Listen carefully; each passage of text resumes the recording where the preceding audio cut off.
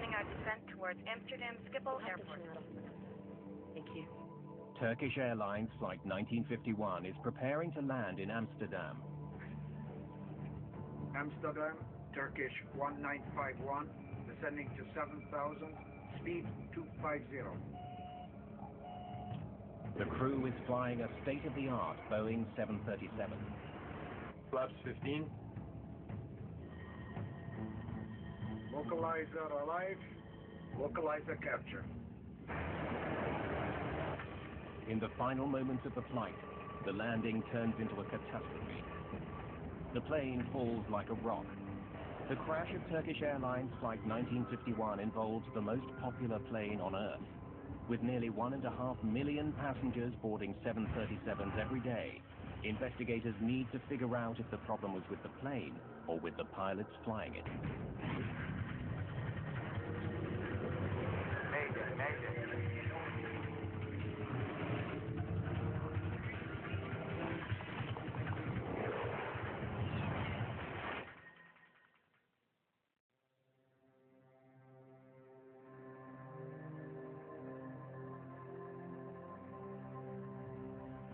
On the morning of February the 25th, 2009, Turkish Airlines Flight 1951 becomes the first plane to crash at Amsterdam's Schiphol Airport in more than 10 years. It smashed into the ground really hard. It made a tremendous noise.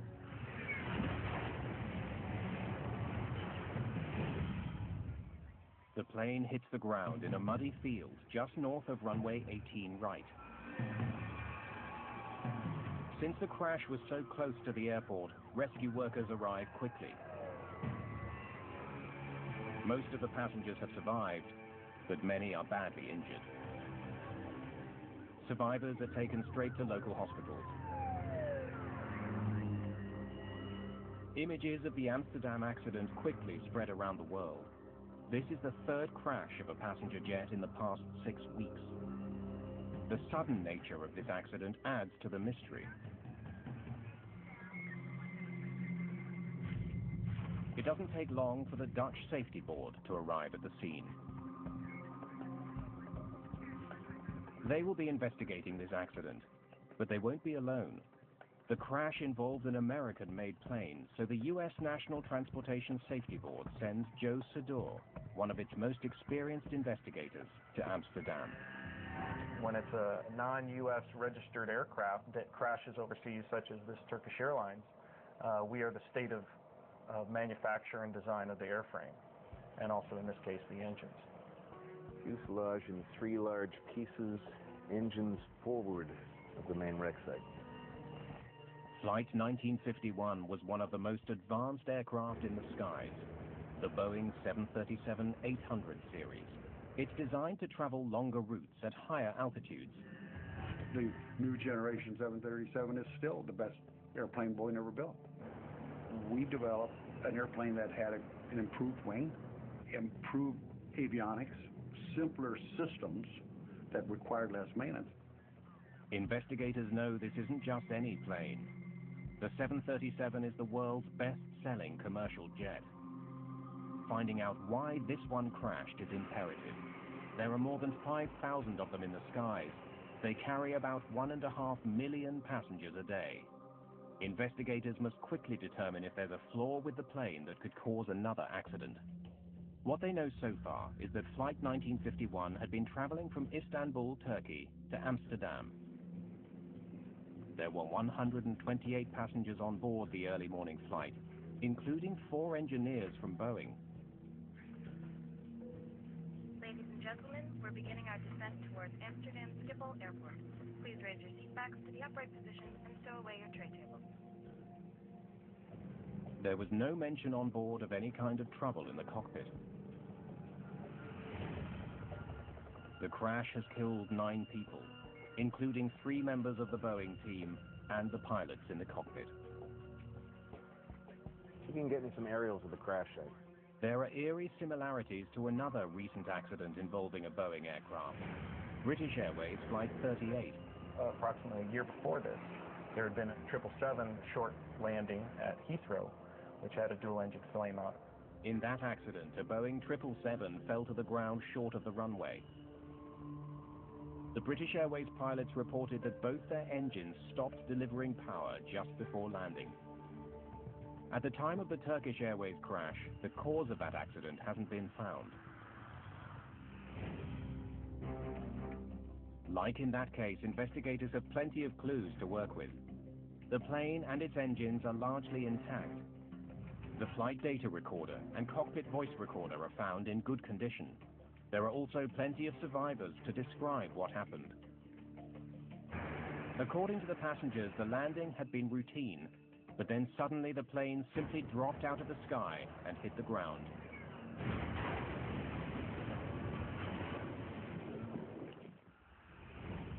But perhaps the biggest clue comes from the crash site itself. The wreckage is not spread out.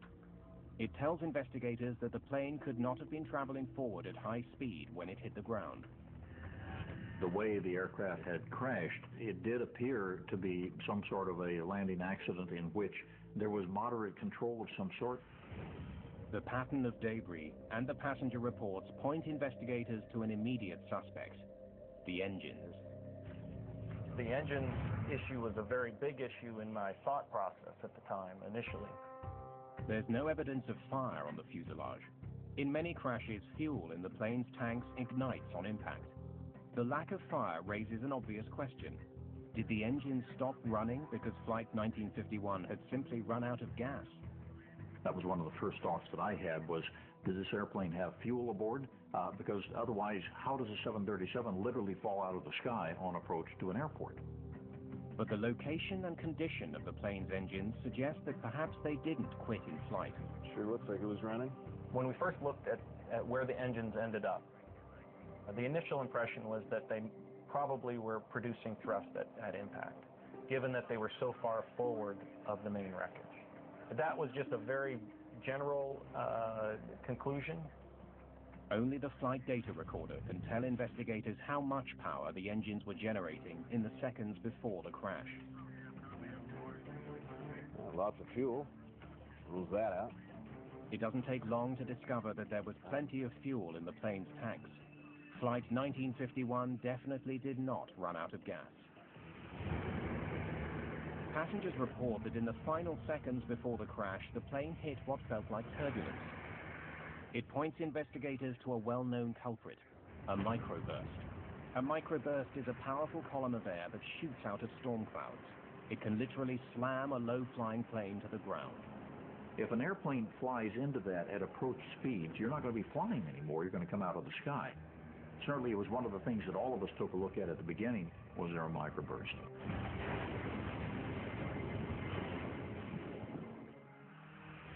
In 1985, a Delta Airlines flight was caught in a microburst while landing at Dallas-Fort Worth Airport. The plane hit the ground short of the runway. 137 people were killed. Investigators learned that there were heavy clouds above the airport at the time of the accident.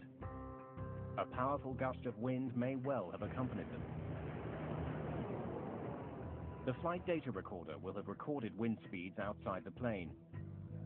Investigators will need to analyze the flight data to prove the microburst theory. In the meantime, the rescue has led to an unusual discovery. There was 3 pilots in the cockpit, which is unusual. This is a 2-crew cockpit. So why was that 3rd pilot there? Since none of the 3 pilots survived the accident, it's all the more urgent for investigators to retrieve the data from the cockpit voice recorder. It records conversations in the cockpit. They're in luck. Because of the way that the aircraft crashed, access to recorders and the condition of the recorders was excellent. The reason for the 3rd pilot is soon uncovered. Flying standard arrival route, visibility 3,500 meters, expected to decrease to 2,500 meters. For First Officer Murat Sezer, this had been a training flight of sorts. He was new to the airline and was being shown the intricacies of landing at Amsterdam's airport. In the Jepson charts, which is what all pilots use to navigate to and from Schiphol, there's 102 pages of information on Schiphol alone. So there's dozens of approaches. Runway 18 right has 3 high-speed exits to the left. The captain, Hassan Arisan, was doing double duty. He was training his first officer, make small corrections as we get close to the runway, and was in command of Flight 1951. It's because Captain Arisan was teaching that there was the third pilot in the cockpit. Olgay Ozgur was a safety pilot. He was there to keep an eye on the flight's progress during this training mission. The purpose of that second set of eyes is to make sure that the captain and the first officer, if they are in a situation where it's a little bit of a training portion of the flight, that they don't miss something. We got a clean recording? The voice recorder reveals that the 3 crew members began preparations for landing when still above 8,500 feet. Amsterdam, Turkish 1951, descending to 7,000, speed 250. But the voice recorder has picked up an unusual sound, a warning that makes no sense at this stage of the flight. One of the investigators from Boeing was a engineering pilot that came and helped with the CVR. And he's listening to see when, or are there any unusual sounds that can be heard that would not be normal. Speed okay for ILS 18 right. Descend to 4,000, ILS 18 right. The alarm keeps sounding. It's the landing gear configuration warning horn. Captain Arisan continually dismisses it. Turkish 1951, descend to 4,000, ILS 18 right. Landing gear. Is that the landing gear warning? They're 8,300 feet here. The warning is a solid clue, but investigators can't yet see how it could possibly have caused a crash. The crew of Turkish Airlines Flight 1951 got warnings to extend their landing gear while still thousands of feet in the air. On the initial listen, we heard a gear warning horn occur as the aircraft was approaching, when it was still up and it was coming in about 10,000 feet and below. Investigators now turn to the flight data recorder to help solve some of the mystery surrounding this flight. The analysis of wind speeds outside the aircraft is completed. It's clear, none are drastic enough to have brought down the plane. Evidence of a microburst. But the flight data recorder does provide some valuable insight into the cause of the landing gear warning. One of the instruments that measures altitude had the plane already on the ground. When we looked and saw the radio altimeter data, on the recorder it showed about 8,000 feet, and then immediately it went down to about -8. -8 feet is an indication that the aircraft's on the ground, but of course it's still at 2,000 feet. The Boeing 737 is equipped with 2 separate altimeters. One measures air pressure to determine the plane's height above sea level. That reading is displayed prominently in the cockpit on both pilots' flight display. 0, set sir. The plane is also equipped with a radio altimeter. It's made up of 4 antennas. 2 transmit signals to the ground, and 2 others read the signal that bounces back to determine the plane's height. It's precise. It's very, very precise. Pressure altimeters can sometimes be not as accurate, and radar altimeters are 100% accurate if they're working properly. One antenna feeds the reading to the first officer's display. The other feeds the captain's instruments. In the case of Flight 1951, the captain's side was wrong most of the flight. Investigators go back over the CVR and make a puzzling discovery. Amsterdam, Turkish 1951, descending to 7,000, speed 250. Radio altimeter. Captain Arisan seems to have known that the landing gear warning was being caused by a faulty radio altimeter. The airplane thought that it was low to the ground and the gear was not down.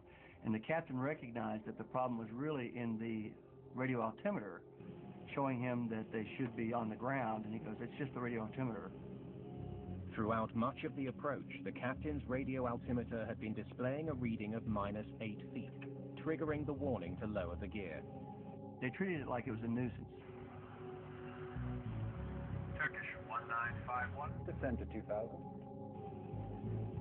2000. 1951. Investigators dig for any other abnormalities. They learn that with Flight 1951 still about 17 kilometers from the airport, controllers directed the pilots to begin their final turn to line up with the runway. Turkish 1951, left heading 210, cleared approach. 18 right. Left 210, clear ILS, Turkish 1951. 210, set, sir. This turn puts Flight 1951 in line with runway 18 right. It's equipped with an instrument landing system, which sends out a signal outlining the ideal descent path to the foot of the runway. The autopilot follows that glide path until the plane is a few hundred feet from the ground. Then the pilot takes over. It makes landing almost effortless. The ILS is pretty easy to follow. It's a video game. My daughter has flown in a simulator and can land a 737 using the ILS. The crew begins configuring their plane for landing, unfazed by the warning horn that's repeatedly triggered by the malfunctioning radio altimeter. Flaps 15. 10 kilometers out, Flight 1951 picks up the ILS signal that will guide the plane to the runway. Localizer alive. Localizer capture. The safety pilot, Olgay Ojgur, now reminds Captain Arasan about the failed altimeter. We have radio altimeter failure, sir. Okay. Turkish 1951. Runway 18 right. Clear to land. Clear to land, thank you. Investigators are stumped. The crew knew about the malfunction and continued their approach. How had it then caused them to crash? Clearly there was more to this accident than a faulty altimeter. The whole premise of airline safety, the way we build the airplanes, the way we fly them, is based on the idea that we can have any number of failures and we should still be able to arrive safely. The radio altimeter is just one instrument. There's no way in the world that that one instrument, if it fails, should be a major cause of worry that we're going to have a crash. Investigators wonder if the crew had been given proper guidance for their approach. They turn to exchanges between the pilots and the controller who guided them in. They carefully review every instruction. Turkish 1951, descend to 4000. Speed okay for ILS 18 right. Turkish 1951, descend to 2000. Turkish 1951, left heading 210, cleared approach 18 right. By following the controller's instructions, the crew made their final turn much too close to the runway. For to intercept properly, they should be here. International guidelines call for approaching planes to intercept the signal that guides them to the runway from below. It's so pilots don't have to make any drastic last-minute course corrections to get to it. To intercept here, they had to descend. But Flight 1951 was given instructions that brought it to the threshold of the glide slope while still way above it. It's a common practice at Schiphol because it gets planes to the runway faster. Because they were so close, they had to capture the glide slope from above. Although it is an unusual situation, it is one that can be handled by a flight crew if it is managed properly. Approaching a glide slope from above is more difficult, mostly because the crew has to suddenly slow the plane and descend rapidly to intercept the signal. We also call this a slam dunk approach, and some pilots like it, some pilots don't. It's a little bit harder, and things happen quicker when you're above the glide path trying to intercept from above, and it's just a challenge for a lot of pilots. The approach from above increased the crew's workload, but it's standard practice at Schiphol Airport. I've flown into Schiphol dozens of times, and I expected it. If the controller's instructions had somehow overtaxed this crew, their conversations would indicate it. They're just 5 kilometers from the runway. 1,000. Check. Flaps 40. Speed brake. Speed brake arm. Green light. One thing at a time. Landing gear. Gear down. 3 green. Flaps. Flaps 40. Green light. 500. All lights on. Please warn the cabin crew. Cabin crew, take your seats. Then, real trouble. A stall warning. Speed, sir. I have control. 100 knots of speed. Arisan forced to save his plane, but just 400 feet above the ground and only 1.5 kilometers from the runway, the Boeing 737 suddenly fell straight down. It only took a few seconds for it to hit the ground.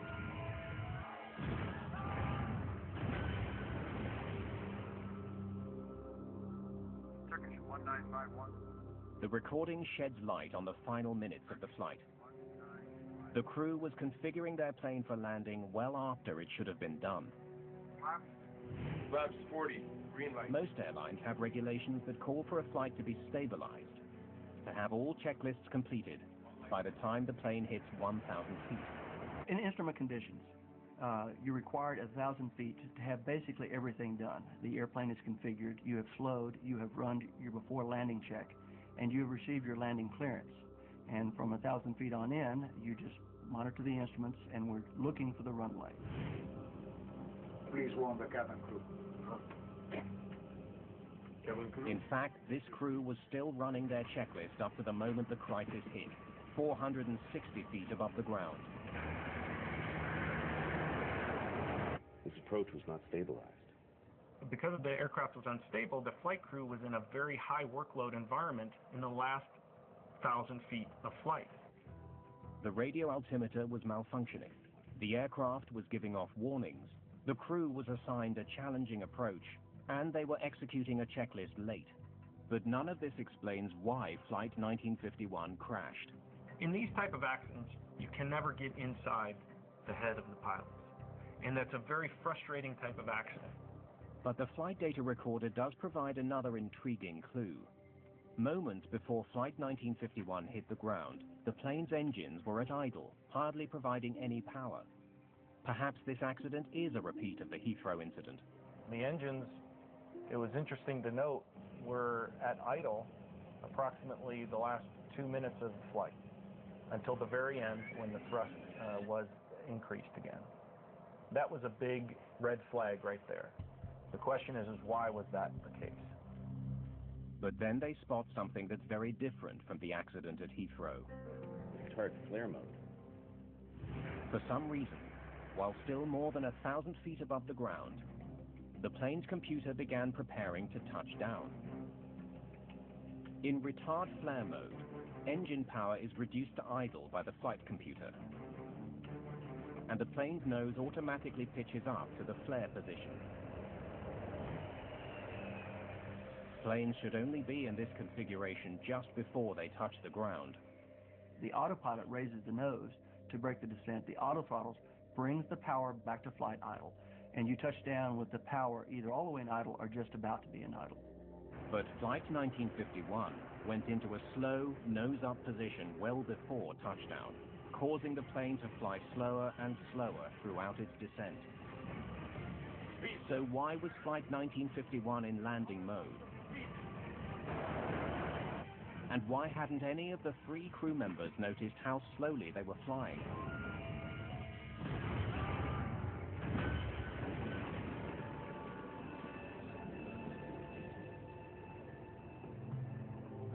So, what else was going on when the engines went to idle? The trouble seems to start with the malfunctioning altimeter. We had to look at the system as a whole and see how that -8 affected the other systems on the aircraft. And that was a very big portion of this investigation. We had to say, how did the autopilot use that data? More importantly, how did the auto throttle use that data?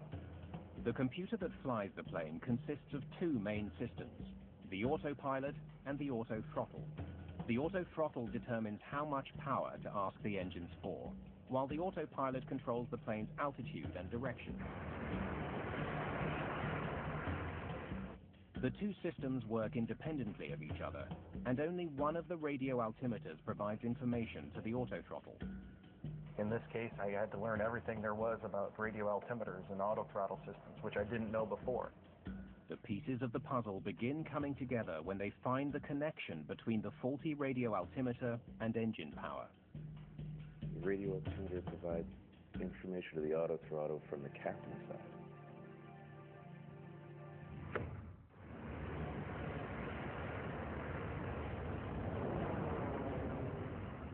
The only altimeter feeding information to the autothrottle was the captain's, and it was wrong. It showed -8 feet throughout most of Flight 1951's approach.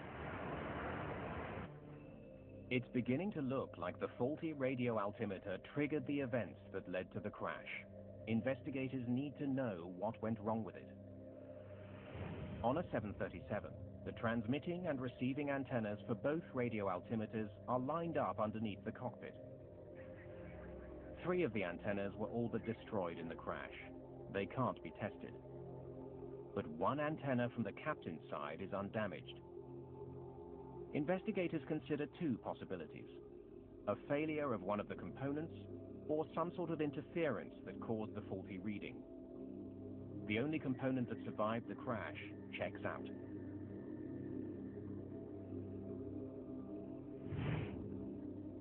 The computers that control the system also work. But investigators do make a curious discovery about them. They aren't the same ones that were installed on the plane when it was delivered to Turkish Airlines 7 years ago. This find changes the focus of the investigation. The maintenance aspect of this accident aircraft was one that we looked at as deeply as we could.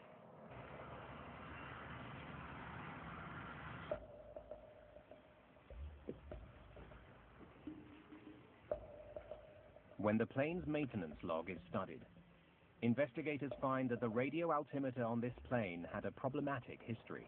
We got additional data from Turkish Airlines, and that data showed that on this one aircraft, of the past, I believe, over 1,000 flights, there was about 150 flights that had faulty radio altimeter systems.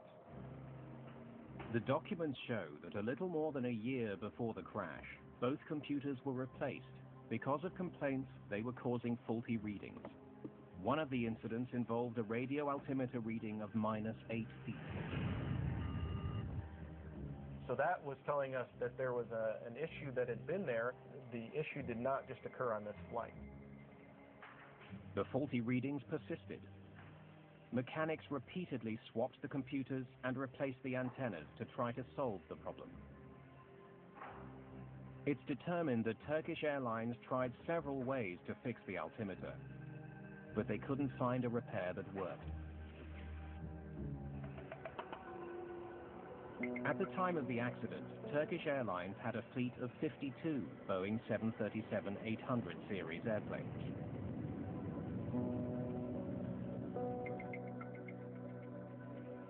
On page 93. When we reviewed the maintenance data, we found that radio altimeter problems had been written up several times on both the accident airplane and the fleet. Investigators discover that in the year before the crash, Turkish Airlines dealt with 235 system faults with the radio altimeters on their 737s.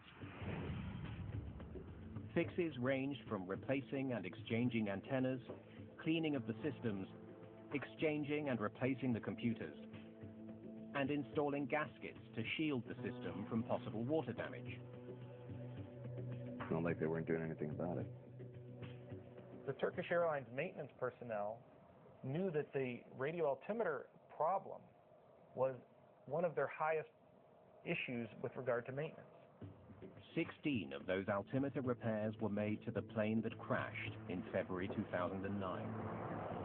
If the problem was so widespread, investigators wonder why it hadn't caused serious problems before this accident.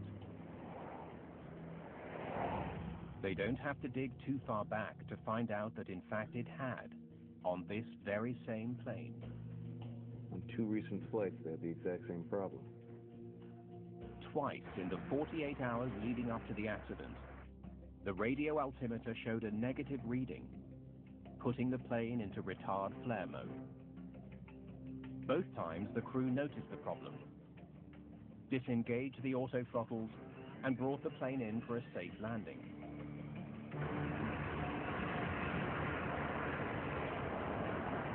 You just disconnect it and fly the airplane. In the months after the crash, other operators come forward with similar stories.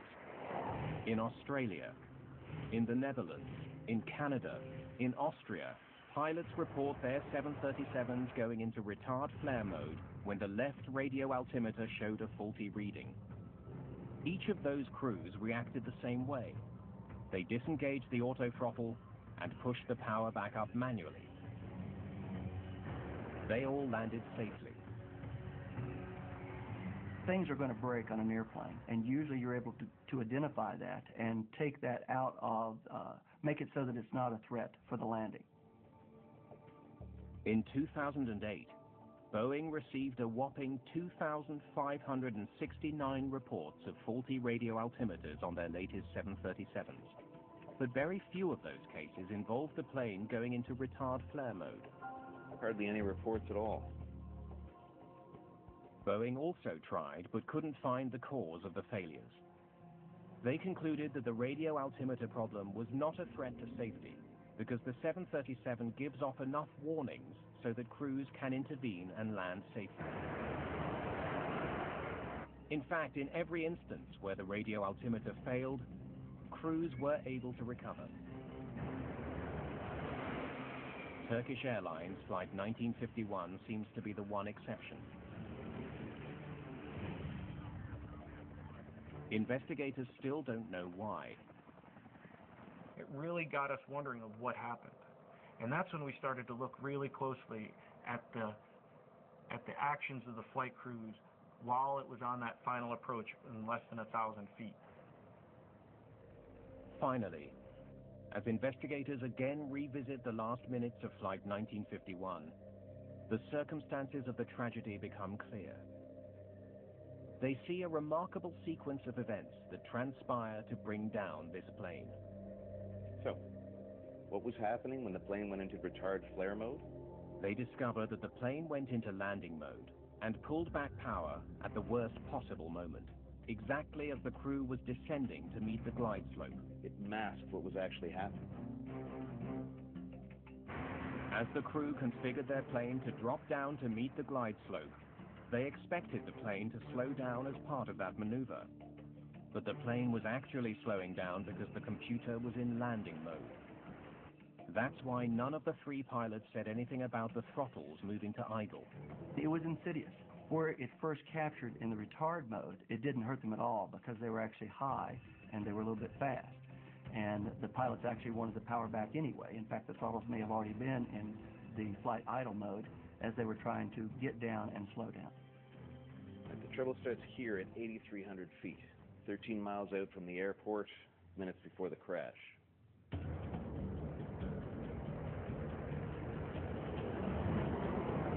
Amsterdam. Turkish 1951, descending 7,000, speed 250. Turkish 1951, descend to 4,000. Speed okay for ILS 18. Right. Radio altimeter.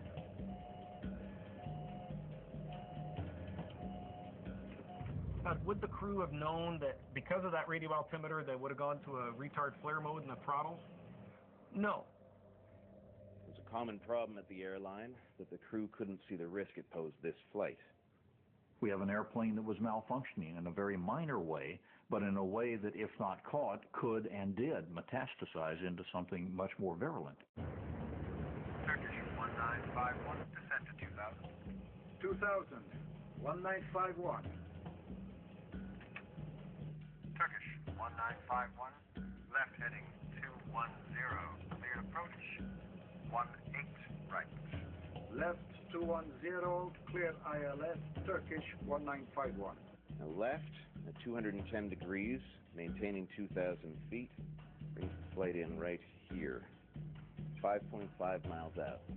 We now have to intercept the glide slope from above. At 2,000 feet, with the glide slope below them, the pilots have to reduce their speed while descending steeply. Speed 140. They believe the throttles are moving back for the descent to the glide slope. In fact, the auto throttle is slowing the plane down because it's gone into landing mode. It will continue to slow the plane until it stalls. What we found is that when the flight crew was doing the before landing checklist, each one of them was doing something while they should have been monitoring their airspeed. For the next 100 seconds, no one notices what's happening, until it's too late. Established altitude set. 1,000. Check. Flaps 14. Speed set. The experienced pilot recognized that the first officer was probably a little bit behind on the approach, so he calls for flaps 40 and moves the lever, informing the first officer that he has done so. He's trying to help the first officer catch up to the position of the aircraft. Speed brake. Speed brake arm. Green light. One thing at a time. Landing gear. The plane is now 700 feet from the ground. Gear down. 3 green. Flaps. Flaps 40. Green light. In their haste to complete their checklist, none of the 3 crew members notice the warning that their speed is dropping dangerously. First, a red bar appeared on their flight display. Then, when the airspeed continued to drop, a flashing box appeared around their actual airspeed to draw the pilot's attention to it. At this point, no one sees either. Cabin report confirmed. The aircraft is now 600 feet from landing. When things start changing colors, it's a warning to you, it's a caution to you that you're approaching the limits of the aircraft. Missed approach. Altitude set. 500. So all of these indications the crew has in front of them saying that the aircraft is slowing down. During that time, they were still completing their checklist. Of course, the aircraft is getting closer to the ground. In fact, it's less than 500 feet from touchdown. And right before the stick shaker started, the captain told the safety pilot, "Please warn the cabin crew." Cabin crew, take your seat. Speed up. I have control. By the time they advanced the throttles to full power, it was unrecoverable. They were too low for the engines to catch up. And that's it. It's now too late to save this plane.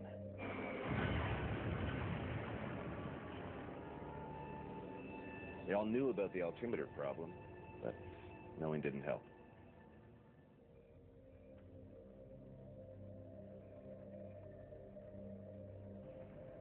Boeing also didn't foresee the potentially deadly effect of a faulty altimeter.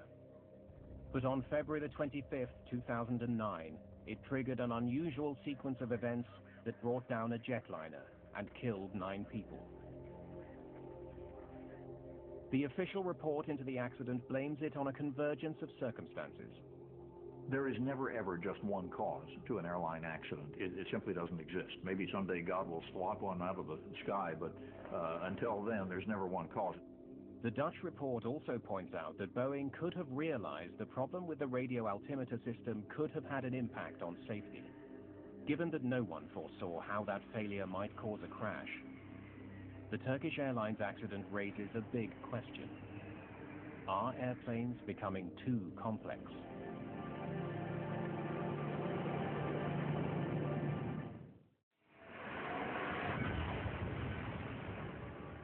Investigators have determined that Turkish Airlines Flight 1951 crashed mainly because the pilots didn't recognize the consequences of the warnings they were getting.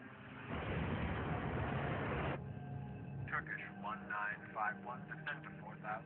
This is not the first plane to crash because the crew didn't understand what their plane was telling them. Our problem is not the automation. Our problem is the depth of the training and the ability of the human beings to recover from mistakes made in interfacing with the automation. Mika Ensley studies the relationship between pilots and technology. So we haven't really designed the automation to take best advantage of what people do well and take away the parts that people don't do well. In 1996, The crew of an Aero Peru 757 crashed when the pilots couldn't decipher contradictory warnings about their altitude and airspeed. The plane flew into the Pacific Ocean. 61 passengers and 9 crew members were killed. In 1995, the flight management system on a Boeing 757 could and should have steered the plane to a safe landing in Cali, Colombia. But a last-minute change to the flight plan meant the crew had to reprogram their computer. They mistakenly entered a course that took them headlong into a 9,000-foot mountain. 159 people died in the crash. The cautionary tale here is that we can get this equipment, we can get these silicon-based units, if you will, so sophisticated that we can't talk to them effectively. And when they go berserk, or they have a problem, or we misprogram them, we end up putting ourselves and our passengers in danger while we're trying to figure it out. NASA is working on something called the Integrated Intelligent Flight Deck. It's a project aimed at helping humans better use the technology that surrounds them in the cockpit. They're looking at automated flight manual systems, voice recognition systems. They've developed new kinds of microphones that are bone-conducting chips. They're developing new displays for understanding the ground environment, for being able to detect where other aircraft are in the environment. What some researchers are finding is that the best technology shouldn't replace pilots, but work with them. Really integrating people with technology more effectively has to do with designing the displays so that you can really understand what it's doing, and you can make it simpler to understand how to make it do what it is you want it to do. You shouldn't have to push 16 buttons through 8 levels of menus to figure out what's going on with the system. It should be integrated and presented effectively. It should be as easy to communicate with as the person next to you.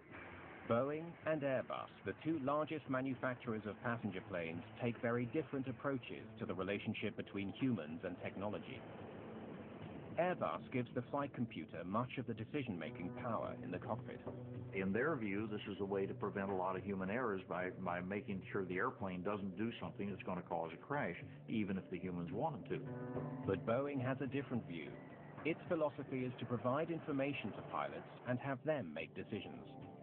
Having more information is better for the pilot than having the pilot in the loop, in the equation, so to speak. I kind of like that. Airbus will argue vociferously and in continuous fashion that view is archaic and incorrect. I think the jury is still out.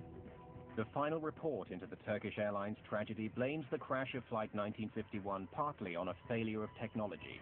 The erroneous radio altimeter data caused the autothrottle to go to an improper mode that is, of course, not a good situation. The cause of the radio altimeter failure was never uncovered. The Dutch investigation asks Boeing to improve the reliability of the system. We learned a lot about the radio altimeter system and how it affects the autothrottle system. Boeing is currently working on system improvements to prevent this type of autothrottle event from occurring again. But the report also faults the crew for not noticing that their airspeed was dropping dangerously low, in spite of the fact that there were 3 pilots on board. Forget that you got an autothrottle. You look at the airspeed, and you look at the altitude. You look out the damn window if you want to, but airspeed is a crucial component of staying alive in an airplane. And you always need to know what your airspeed is. But to Mika Ensley, the crew's failure to monitor instruments is entirely understandable and may be more the fault of the instruments than the crew. It's actually very difficult for people to be monitors of automation. One of the things that people don't do a good job of actually is monitoring. We're very good on-the-spot decision makers. We're very good at coming up with creative solutions to problems, but repetitive monitoring is the kind of thing that actually people aren't very good at all. So what we have to do is design automation to work with people in a way that keeps them more actively, cognitively involved and in the loop, and not just monitoring a piece of automation to say, is it doing what it's supposed to be doing? Who's the ultimate computer? The pilot, the individual who should be able to say, I don't know what this thing is doing to me, but I'm punching it off and flying the airplane. Fly the jet. Probably the smartest thing we ever learned to say in our training in the airlines. Fly the jet. Do that first or nothing else counts. That's what they forgot to do.